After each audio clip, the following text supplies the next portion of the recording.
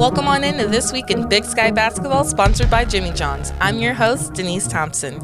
We're nearing the home stretch of the regular season, but there's still much to be decided, with just 2 weeks of play remaining before the Big Sky Championships in Boise. Today we'll visit with Idaho senior guard Lizzy Klinker, Eastern Washington men's head coach Shantay Legans, and Colter Nuanez of Skyline Sports. First, let's take a look at what's been happening in Big Sky women's basketball. Montana State clinched at least a share of the regular season title this past Saturday when it defeated Montana 92-78. The Bobcats could claim that title outright by winning just one more game, and they'll get that opportunity this Thursday when they welcome Sacramento to Bozeman. Northern Arizona remains in control of their own postseason destiny. With 2 victories last week, the Lumberjacks remained in second place with a half-game lead over Idaho with a 12-5 record in conference play. 2 games currently separate second through sixth place as teams are all vying for a top 5 spot and a first-round bye at the Big Sky Championships. One of those teams is Idaho, who sits in third at 11-5 with a half-game lead over fourth. Joining us now on the show to talk about their season as a fight for the postseason positioning is Idaho senior forward Lizzy Klinker. Thanks for joining us on the show today, Lizzy. How are you? I'm good. How are you? I'm doing great. So this season has had its ups and downs, but for the most part, you seem to have continued what you did last season. What has been a key to that success? So like you said, we've had a few up and downs, but to come back and win some of the games that we have, I think our defense has been a great effort this year, and a big, strong part of our season and our success. And finding our offensive identity has been huge, and so we got to keep that going to finish out the season. When you guys glance at the stat sheet, it's evident that the Vandals rely heavily on your defensive abilities. Is that something that Coach Neely has really emphasized this season? Yeah, it has been, and I think this year everyone has really bought into our defensive energy. And every game, it's a key to our game is our defensive energy and execution. And our offense will slow and our shots will drop, but just to keep that controllable that we have down and play solid defense is huge. So this season, you've had some really outstanding personal performances, and you're a big part of the Vandals' offensive success. What did you do during the offseason that helped you prepare for this season? Yeah, offseason, it was around the same training that I've done every year. Just kind of more so I did more of a mental check and knowing that I had to step up to some of the roles that I'm not used to filling, and being more of an offensive threat was a big mental step that I had to take, and has helped me overcome some of the things that I didn't do last year and was almost nervous to do this year. And it's just been huge to step up and take some shots when I usually wouldn't, or step up and make a defensive play that is needed for the team. Last year as a team, you guys made a deep run in the WNIT. What was that experience like, and how did it help you guys prepare for this season? Yeah, the NIT was huge. It was so fun and exciting. It was exciting to play another game and win some more games as a team. And I think that was huge for having such a large underclassmen presence in our team this year that was able to experience that and understand the importance of every game. And especially as it goes down the road, like, you can't just lose a game and continue playing in the NIT. So I think they knew that you have to make your full effort and bring your best game every game. And I think that's going to be huge going into this postseason this year, is having that notch in our belt as underclassmen and as us upperclassmen as well. Okay, so your sister Natalie gets to play alongside you. What's it been like to play your college career with her? Yeah, it's been amazing and a dream come true. As kids, we grew up playing, and then as soon as I hit my senior year of high school, we're like, well, we'll never be able to do this again and until we're old and playing City League. But once that dream came to fruition, 3 years ago almost, it took a second to get us back rolling again, like playing as we used to, because we hadn't been teammates for almost 4 years. And it's been a dream come true, and it's sad that it's almost over. But just having her there to be support, and I'm support for her, and having confidence in each other that allow us to build that team chemistry as well has been huge and so exciting. You transferred to Idaho after 2 seasons at Utah State. How would you describe your experience competing in the Big Sky, and what has been one of your fondest memories so far? Yeah, being in the Big Sky, it's almost like coming home. I knew I wanted to be back close to home, and being from Montana, I grew up watching Big Sky basketball and always wanting to play for a Big Sky team. And so finally I'm here, and having the support of my family and friends that they make trips to staying near everywhere we play. And it's been so fun to have that support and have my family come to almost every game. And being in the Big Sky just allowed that. And yeah, sorry, I missed the second part of that question. No, what was one of your greatest memories so far? The greatest memory. So I would have to say one of my favorite memories is the first game I got to play again with my sister. So that was against Gonzaga. But overall, when we go and play a Montana school and having the crowds filled with my friends and family and the support that we feel every time that we play a Montana school is so awesome. It's one of my most favorite memories of being back in the Big Sky. Okay, so not to look too far ahead, as there's still some tough games on the schedule, but what would you like to see this team achieve to close out the regular season as you guys head to Boise for the conference tournament? Yeah, I think what I would love to see our team succeed is everyone knowing that knowing that they can trust their shot and their abilities, and just having confidence in themselves, and overall that will have confidence in our team. I think that'll be huge for us to win some of these games, is having, just like how we've won every other game, is having everyone step up and have multiple people in double figures or double digits. And I think that'll be huge to finish out this regular season. And then following that into postseason is just knowing that every game is important and not wasting a second of the 40 minutes that we play per game. I think that'll be huge for everyone to come together and win. All right, Lizzy. Well, we appreciate you joining us on the show today, and good luck this weekend and the rest of the season. Yeah, thanks for having me. Absolutely. That's Idaho senior forward Lizzy Klinker.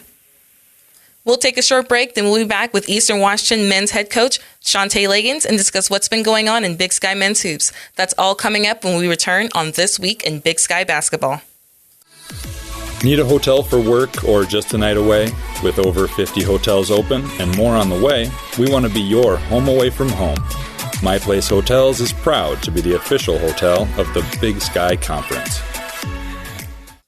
Welcome back to This Week in Big Sky Basketball. I'm your host, Denise Thompson. The 2020 Big Sky Men's and Women's Basketball Championships presented by My Place Hotels are back in Boise, Idaho this March. Visit BigSkyInBoise.com to purchase tickets and get hotel information. The Big Sky Conference will take over Boise March 9th through the 14th, and we can't wait to see you there. Now, let's take a look at what's been happening in Big Sky men's hoops. The top 3 teams widened the gap in the Big Sky title race last week, while Montana and Eastern Washington clinched the first 2 of 5 first-round byes for the Big Sky Championship. Montana remained atop the standings at 13-3, following a 59-54 win over rival Montana State at Bozeman. Montana remained atop the standings at 13-3, following a 59-54 win over rival Montana State in Bozeman. Eastern Washington and Northern Colorado remained in a tie for second at 12-4. The Eagles defeated Sacramento State and Northern Arizona at home, while the Bears took down Southern Utah at home and Idaho State on the road. Northern Arizona moved into 4th place with a 9-8 record, splitting action on the week with a win at Idaho. 5 teams are on the Lumberjacks' heels, with Portland State, Montana State, Weber State, Southern Utah, and Sacramento State in contention for a top 5 seed and a first-round bye. Portland State earned a key win over Montana State at home last week to sweep the season series and own the tiebreaker over the Bobcats. Weber State also collected a season sweep with a home win over in-state rival Southern Utah. Sacramento State remained in the hunt with a road win over Idaho to round out this week's results. Eastern Washington is battling for its first Big Sky regular season title in 5 years. We now welcome in the Eagles head coach, Shantay Legans. Coach, how are you doing today? Doing pretty good. Getting ready to travel over to beautiful Cedar City today. It's just another day in the Big Sky. Oh, yeah. You got to love the travel. I mean, I'm getting used to it. I've been in it for a while, so it's nice. It was exciting to get to go travel and do this game. It's going to be a huge weekend for us. Absolutely. So your team has appeared in the Big Sky Championship game the past 2 seasons, and with a wealth of talent coming back this season, what's the key to coming away with the title this time around? Making more baskets than the team we play in the championship. It just, if we can get there again and be, lucky, because it's a great league this year. So it's going to be tough to get back. And so if you get the opportunity, you got to always take the opportunities. And it's like I told the guys before, you get the chance, you get the opportunity to play the championship, you got to give it your all. And, we're trying to put ourselves in that position right now. And, if we get there, we just got to play confident. I thought last year, the second year, if we played against Montana, I thought we played with a little bit more confidence. We just had a couple of mistakes defensively, and they played better than us. And so that happened the last 2 years, and we got to make sure we come out and play the way we're supposed to play. But it's going to be really hard to get back because got a lot of good teams this year, and the league from top to bottom it's been a lot of fun, and it's been a lot of fun to play against these teams and these coaches. And so we're trying to figure out how to get back. It's going to be tough to get back, but we're hoping we have an opportunity to. Well, one of the ways you guys are getting there on the right track is that you rank in the top 10 nationally in scoring with over 80 points per game, averaging nearly 10 more points than last year. What was the message to your team during the preseason to make that adjustment and improve offensively? Well, as you go, it's different teams. So next year we might, you never know who we have. You never know how the team's going to, play out. And you come in with a system and ideas, but as you go through practice and you go through, the spring and the summer, you figuring out the teams you got. And so as we, started forming our team earlier this year, we started getting players that could do multiple things: put the ball on the ground, be able to shoot it and be able to make passes. And so as you get more skilled players around, certain guys like Mason, you can play a little bit. And then, our assist numbers is really up. And that's the thing I think that really helps teams score. And we're moving the ball. We play at a fast pace. And so, that's the envision when I got the job. That's what I really wanted to do. I wanted to be one of the faster teams, but be able to also move the ball around. And this year we've been great at moving the ball. I think we're leading the Big Sky in assists this year. I think we're at like 17 or 18. We're in the top 10 in assists, and I think that's more of a plus number than the scoring, because if everyone's moving the ball around, you keep people happy. And so as teams are moving and passing the ball, I think your team plays a little bit better, a little bit harder when you get to touch it every now and then. And so when we move it like we do, I think that creates a lot of scoring opportunities for us, and I think that's our team feeds off of moving the ball. So I think that's the huge number, is the assist number. But the points always come if you get past the ball like we've been passing it lately. You just touched on Mason a little bit, a senior forward, a 3-time player of the week for you guys. What's it like having a big man like him that is so versatile, that can, shoot the three, pass the ball as well as he can? Well, it helps. And he's put himself in that position to be that guy. And so it makes other teams, because he's so physical and he's so aggressive inside, and he crashes the offensive glass. And so you can't put like a guard on him, because he can go inside and play really physical against them, where if they put a bigger guy on him, he could take him to the perimeter and shoot threes. And his game has really come around. He's been able to, put the ball on the floor and make plays. And so it really helps our offense out.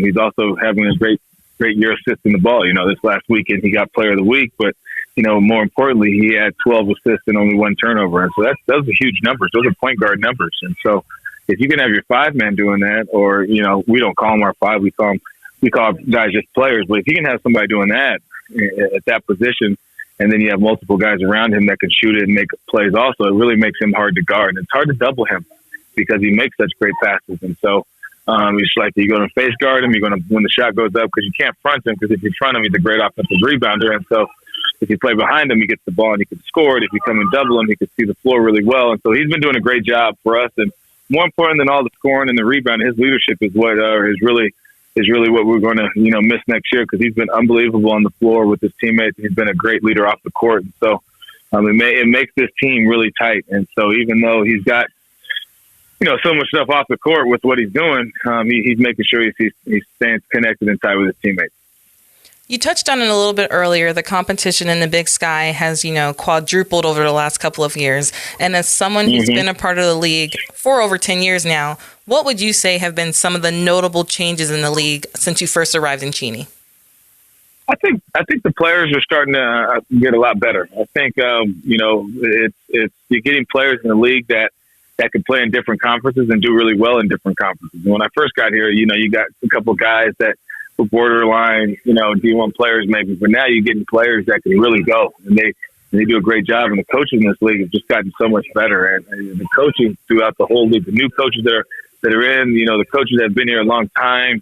I mean, it's the coaching and the players. It's unbelievable. If you look in the past, everyone's adapting to new styles of play. And when I first got in the league, it was a crazy, crazy good offensive league where everyone shot the ball over 50%. They shot the ball from 3 well. This year, crazy. Everyone's defending, and everyone, the shooting's not as great as it's been, and so everyone's adapting to what's happening in college basketball, and it makes it a lot of fun. And the newer coaches that are coming in, they're bringing in a different style, and then the older coaches are keeping their style, which has obviously worked well for them, and that's why they're still here working. But the coaches have done amazing jobs in this league, and so it's been a lot of fun. And then there's just a competition. Every game you go in, you don't know for sure. I know when I first got in the league, you knew who you can beat. You knew who you could, sometimes take nights off, and not nights off, but you could take some, you could take a little risk. You could give some guys some rest. And this year you cannot. Every game's been pretty much close. It's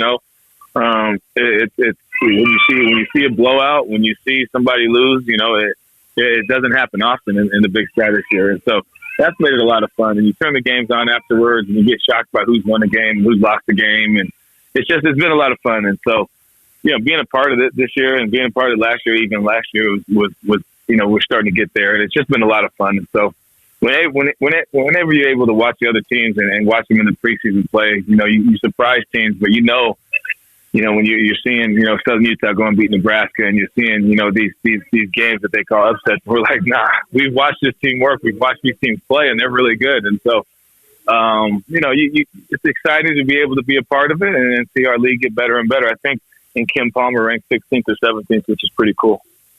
So you talked about the excitement. You're one of the more animated coaches on the sideline in the Big Sky. So what do you do to get yourself hyped for pregame? Well, I do a lot of different things. I try my best to stay out of the locker room because you can watch as much film as you want, and I think we have our assistant coaches are really good, and we come up with great game plans, and we go over them all the time. And if I'm in there, it's trouble because I'm going to switch things up, and I'm going to, well, what about this? And so I try to go listen to some kind of music and just walk around and try to get as much energy out as I can. As a player, I was the same way. I used to have to sit next to the head coach on the bus because I'd be so talkative and so just, annoying, if you want to be honest. I was really annoying. And so you got to know your faults sometimes and strengths. I tell our players, you got to know strengths and weaknesses, and I know my weakness. And so I try to stay away from a lot of people before the game because I get so up for the games, and I'm so excited they're coming around. And so I listen to some kind of music, whatever is going on at the time, or sometimes I'll just sit back and watch one of the TV shows or something, just to stay away from people and just focus on the game and let the guys focus the way they got to get ready for it. But I get really up for all the games. They're a lot of fun. I mean, this is what you put all the work in for, and you have a good time. You let your players go out and play, and then you got to have fun on the sideline with them and make sure they know that you're in it with them. All right, fans, that's Eastern Washington head coach Shantay Legans. Coach, thank you so much for joining us on the show today, and best of luck this week. Thank you so much. Go Eags. Thank you. See you in Boise. All right. When we come back, we'll preview the week ahead in the Big Sky Conference. We'll also have a visit from Colter Nuanez of Skyline Sports, and we'll note where you can find Big Sky games on television this weekend. Stay with us. You're listening to This Week in Big Sky Basketball. Dinner's great. It's one of your top 3 favorite meals. You just don't want to have to make it. Well, with Jimmy John's, you don't have to. Whether you live in a sandwich delivery zone or head into the store, you can always get a freaky fresh sandwich. Click to order at jimmyjohns.com. Welcome back to the final segment of this week's episode of This Week in Big Sky Basketball. I'm Denise Thompson. The Big Sky Conference airs all of its live stream sporting events on Pluto TV for free, including up to 700 football, men's and women's basketball, volleyball, and selected soccer, softball, and track and field events. Watch online at www.pluto.tv or download the app. All Big Sky basketball games can be seen on Watch Big Sky and Pluto TV. This week in women's action, Montana and Montana State host Northern Arizona and Sacramento State. Idaho and Eastern Washington will welcome in Northern Colorado and Southern Utah. Portland State will also play host to Idaho State and Weber State. In men's action, Northern Colorado and Southern Utah host Idaho and Eastern Washington. Southern Utah's game against the Vandals on Saturday will be the 11 Sports Game of the Week. Northern Arizona and Sacramento State welcome in Montana and Montana State, while Idaho State and Weber State each host Portland State. The Bengals and the Wildcats will face off in Ogden in the final game of the week. We now welcome in Colter Nuanez of Skyline Sports. Colter, how are you doing today? Very good. Thank you so much for having me. Just another great week in Big Sky basketball. Montana State clinched a share of the regular season title this past weekend on the women's side, and they look to be closing in on the number 1 overall seed for the tournament. Aside from that, as it's a tight race for the rest of the conference, how do you see the tournament field looking when all the dust settles? Well, first of all, I got to give massive credit to Montana State because to clinch the regular season title with 2 full weekends remaining is actually, I've covered this league for 15 years and I've never heard of that.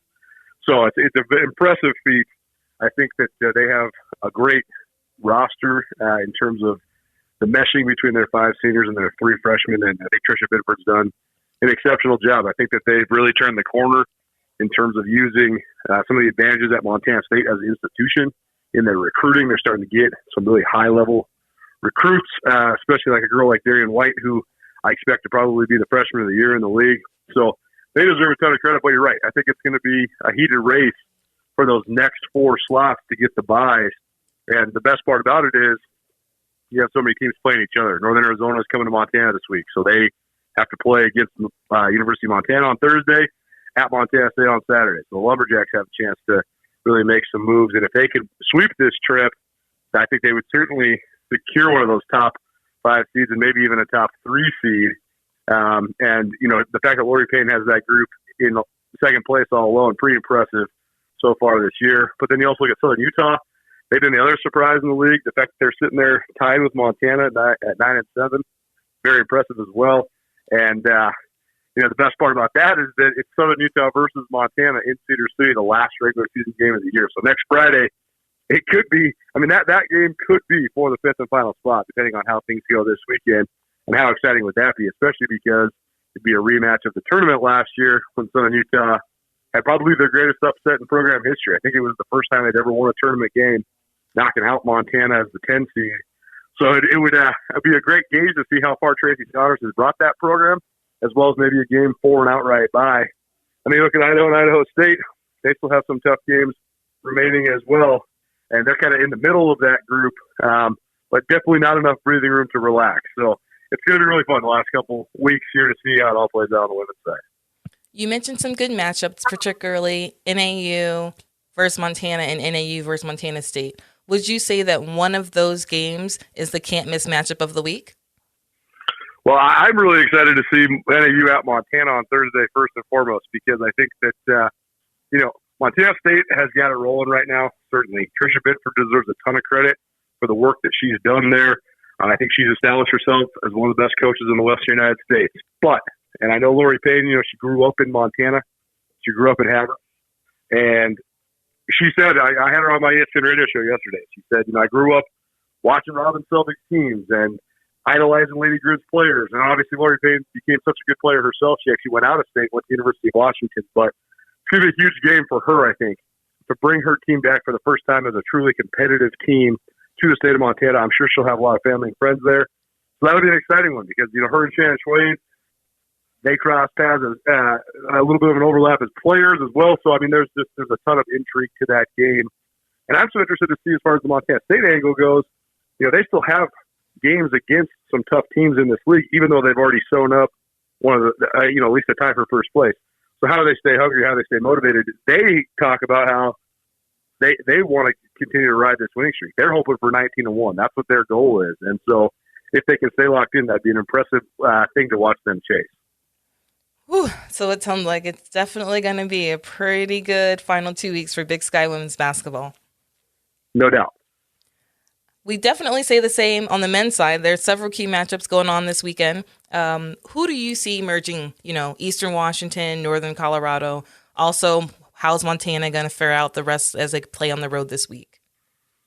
And this is another intriguing set of circumstances, too, because, you know, Montana State, they got swept last week and lost at Portland State and lost to the Grizzlies, so they're going to have to figure out a way to fight their way back. I mean, they entered the weekend alone in 4th, and now they exit the weekend tied for 5th, but with a Portland State team that swept them during the regular season. So it's actually more like being in 6th. So how do they bounce back, especially against an NAU team that's right next to them in the standings? But first and foremost, they're going to have to play a tough Sac State team who, while they've been up and down this year, have been really, really good at home. So how do the Bobcats bounce back from the Cac loss? And then Montana, I think Montana, honestly, Cy Pridgett has been such an amazing leader for Montana. He's brought their three freshmen along at such a high pace. But I also think the Grizz have benefited big time from having Eastern Washington and Northern Colorado nipping at their heels. The Grizz have not been able to be complacent. They haven't been able to take a night off. They had that 2-game lull where they lost at Weber State in overtime and then lost at Portland State with, just 2 days before the first Cat Grizz game. And it's an understandable letdown just given the schedule. But since then, they've been pretty much lights out, unbeatable. And I think that they can feel the fact that there's two veteran teams pressuring them from behind. And that's the other thing about the men's schedule, too. I mean, you talk about the following weekend, then you got a Southern Utah team who's all of a sudden in a free fall, but they're going to come into that final weekend of the year hungry, and they still could play their way into the top 5 bid. They're on a 4-game losing streak, I do think they're one of the most talented teams of the entire conference. So their trip to Montana will be intriguing. And then you talk about Northern Colorado. I mean, you got UNC at the 2 Montana schools to finish as well. So it's not only that the league is clustered, but it's that we have so many of the teams that are in the cluster playing each other the last 4 games. So I think both sides, men's and women's, it's going to be really exciting to watch it all play out. All right, I'm going to put you on the spot right now. Who are your picks for the top 5 seeds for Boise? Wow. I think on the men's side, I'm going Montana, Eastern Washington, and Northern Colorado for sure. I think Portland State is the team that has the best trajectory amongst that next group. So I'll put them in at the 4 spot. And I don't know as far as the 5. I think it's a coin flip between NAU and Montana State. I think we'll find out more after this weekend. I think the Cats have to get it done at Sac State first and foremost, though. They got to take a little bit of positivity into that game in Flagstaff on Saturday. And vice versa, NAU, when they played Montana the first time around, I know they think they let one slip away. And they didn't have Brooks DeBishop in that game. He's one of the most improved players in the league. He's back now, so how does that change when they play Montana? But if NAU stumbles against Montana, then how do they respond against Montana State as well? So big games, but I'll say this. I think I'll give you my top 4 as Montana, Eastern Washington, Northern Colorado, and Portland State. And I'll say the winner of Saturday's game in Flagstaff between NAU and Montana State will be the 5 seed. Okay. I won't hold you to it completely, but we'll follow up next week and kind of see if that changes after this weekend's games. Hey, that sounds good. As we know in the Big Sky, making predictions just makes you look like a fool because it's so unpredictable. All right. So also, Colter, you have a great familiarity with the Big Sky. And looking at the inaugural Hall of Fame class, why should the public go out and support these amazing Big Sky alums, at their Hall of Fame ceremony on Saturday, March 14th at the Boise Center? Well, I mean, first of all, I think that you're going to see folks that are affiliated with schools across the conference that are among the best we've ever seen. And, you look at some of the people from Montana State, some of the great athletes the Big Sky's ever seen. But more than anything, I mean, I'm a journalist. I'm a reporter. I don't have much emotional investment in any of this. I love sports. I love the kids, and I think that they're all great. I think that the coaches and just the family atmosphere the Big Sky provides is awesome. But I don't have a rooting interest in any of this. But I don't know what I'm going to do when I'm sitting there with Damian Lillard right there. Damian Lillard is one of the most famous people on the planet right now. And he's one of the top 5 players in the NBA. He's first-team All-NBA guy. So I think that in itself, it'll be interesting for me because I actually interviewed Lillard twice when he was in college. And, at that time, it just seemed like he was just a college kid who was really talented, but never in my wildest dreams. I remember I interviewed him after Weber State had lost to Brad Hughes' Bobcats in Bozeman. And at that moment, I never expected that this guy would be a first-team All-NBA, a Rookie of the Year, a perennial All-Star. He's one of the greatest basketball players on the planet right now.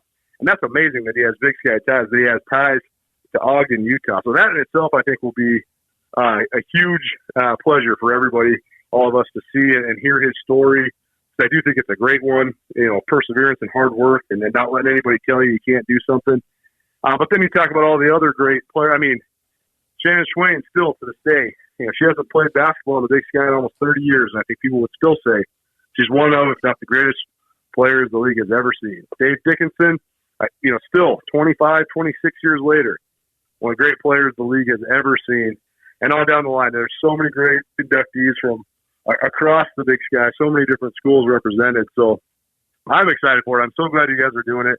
And I think it'll be something that people would really enjoy. So I hope they do come out Saturday because I think it'll be a great way to kick off a championship Saturday and then go watch some hoops.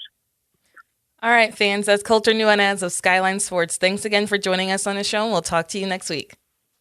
Talk to you next week. Can't wait.